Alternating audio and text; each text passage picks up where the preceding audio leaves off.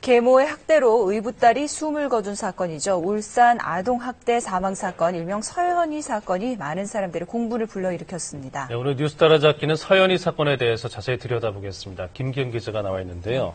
그동안 아동학대 사건들이 발생할 때마다 금세 잊혀지곤 했었는데 이번엔 좀 어떤가요? 다릅니까? 네. 서현이의 49제가 지난 11일 저녁 울산시 울주군의 한 공원에서 있었습니다. 눈발이 흘러리는 쌀쌀한 날씨에도 불구하고 공원에는 수백 명의 시민들이 자리를 함께했는데요. 소풍을 가고 싶다고 말했다가 계모에게 무차별적으로 폭행을 당해 숨진 서현이를 추모하기 위한 발걸음이었습니다. 친구들과 가는 소풍 대신 하늘나라로 소풍 간 아이, 우리 가운데 어느 누구도 이 아이를 지켜주지 못했다는 미안한 마음이 작지만 의미 있는 변화를 가져오고 있는데요. 서현이가 우리 곁을 떠난 지 벌써 2달째 사건을 되짚어봤습니다. 누구보다도 기나긴 2달의 시간을 보내 서현이의 친엄마는 아직도 딸을 떠나보내지 못했습니다. 지금 저희가 할 수 있는 일은 재판부나 아니면 담당 검사에게 좀 조사를 좀 면밀하게 해달라고 하는 그런 사과밖에 드릴 수가 없죠. 딸을 죽음으로 내몬 계모에 대한 엄벌과 아동특례법 제정을 요구하는 서명운동은 많은 부모들의 마음을 움직이고 있었습니다. 지난 2009년 남편과 이혼하면서 아빠 밑에서 잘 크기를 바라며 보냈던 딸. 4년 만에 서현이의 소식을 듣게 된 건 다름 아닌 경찰을 통해서였습니다. 아이가 많이 아파서 병원에 입원해 있는데 혹시 최근에 연락을 한 적이 있느냐, 아이를 만난 적이 있느냐라고 물어보시더라고요. 그렇게 달려간 병원에서 심 씨는 싸늘한 주검이 된 딸을 마주해야 했습니다. 서현이의 억울한 죽음은 지난 10월 24일 오전 119 센터에 걸려온 한 통의 신고 전화를 시작으로 세상에 알려졌습니다.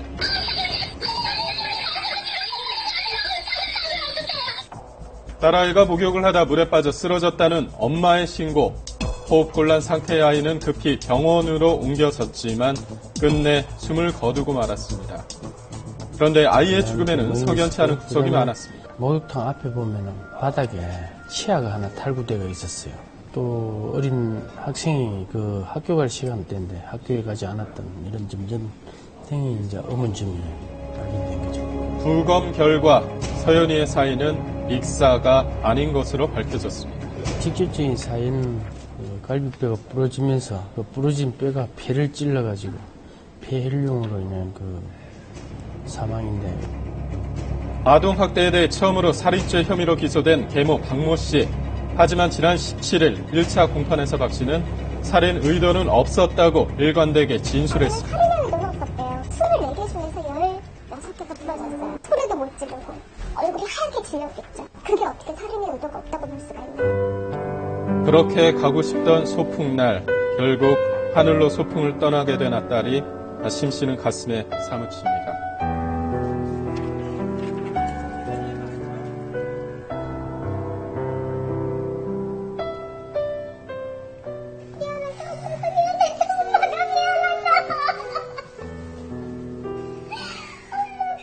서현이를 지키지 못했다는 사실에 친엄마인 심 씨는 자신 역시 죄인이라고 말했는데요. 어쩌면 서현이의 마지막 신호를 알아채지 못했던 우리 어른들 모두가 죄인이 아닐까 싶기도 합니다. 친엄마인 심 씨는 딸을 죽음으로 내몬 계모의 존재를 알고서 더욱 충격에 빠졌습니다. 근데 저의 절친한 친구였습니다. 저의 이웃집 바로 앞동에 사는 사람이었고, 그때 당시 아빠하고, 그러니까 애기 아빠와 박기는 사업적인 파트너였었어요. 그리고 우리 아이가 이모하고 굉장히 잘 따르는 사람이었고요. 이혼 직후부터 지금까지 서현이 아빠와 사실혼 관계였던 박 씨는 서현이에게 친엄마는 죽었다며 서현이의 이름까지 바꾸게 한 뒤 친엄마 행세를 하며 살아왔습니다. 서현이의 억울한 죽음이 알려진 뒤 이웃들 역시 큰 충격에 빠져 있었는데요. 저는 몰랐죠. 이 계모라는 사실도 몰랐고 애한테 잘해주면 좋겠기 때문에. 서현이 친구 엄마들에겐 딸 아이를 모범생으로 키운 교육열 높은 엄마로 기억되는 박 씨. 하지만 박 씨를 다른 모습으로 기억하는 이가 있었습니다. 서현이가 2년 전 다니던 유치원 선생님은 서현이가 학대받고 있다는 사실을 제일 먼저 알아차렸다고 하는데요. 보이지 않는 곳에 이렇게 멍이 많이 있었고요. 네. 그 다음에, 한날에는 보니까 이렇게 머리 정수리가 퉁퉁 부었어요. 알고 보니까 엄마한테서 맞았는 걸 이제 알고는 아동학대라고 판단하고 관련 기관에 신고까지 했지만 서연이의 고통은 끝나지 않았습니다. 사실 아동학대 신고가 이렇게 자발적으로 내가 좀 더 아이를 잘 키우고 싶다고 신청하시는 것이 아니라 외부에서 누군가의 신고로 이루어지는 부분이기 때문에 또 다 기관이나 외부에서 본인들의 가정사에 개입하는 거에 대해서 좀 그 계모와 신고가 거부 반응이 좀 있으셨거든요. 그래서 훈육 방법일 뿐이라는 부모의 주장으로 결국 다시 박 씨와 함께 살게 된 서연이는 악몽 같은 2년의 시간을 더 보내야 했습니다.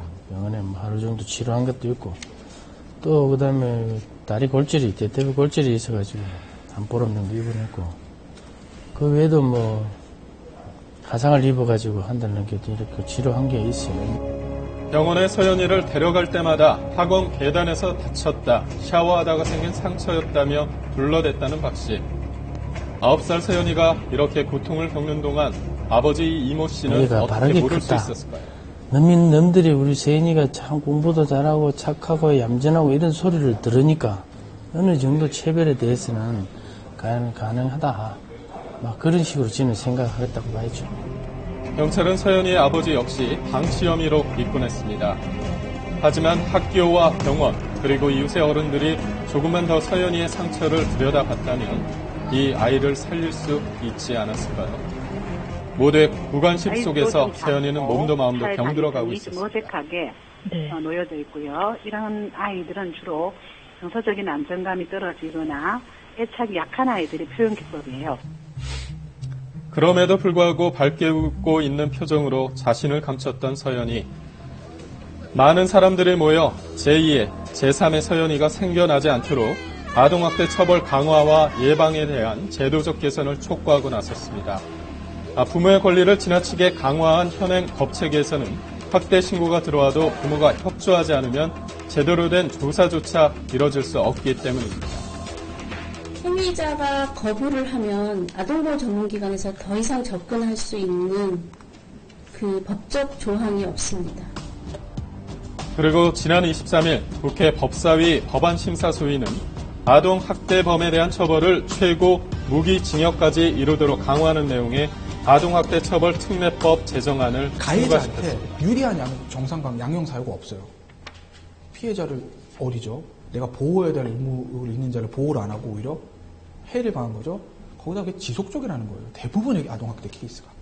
그래서 더 문제가 되는 거예요, 사실. 교사와 학원 강사, 의료진 등은 아동학대 신고 의무자로 규정되어 있습니다. 신고 의무자는 학대 징후를 신고하지 않을 경우 과태료를 물릴 수 있지만 실제로 처벌된 사례가 지금까지 단 한 건도 없는 만큼 제도 개선이 필요해 보입니다.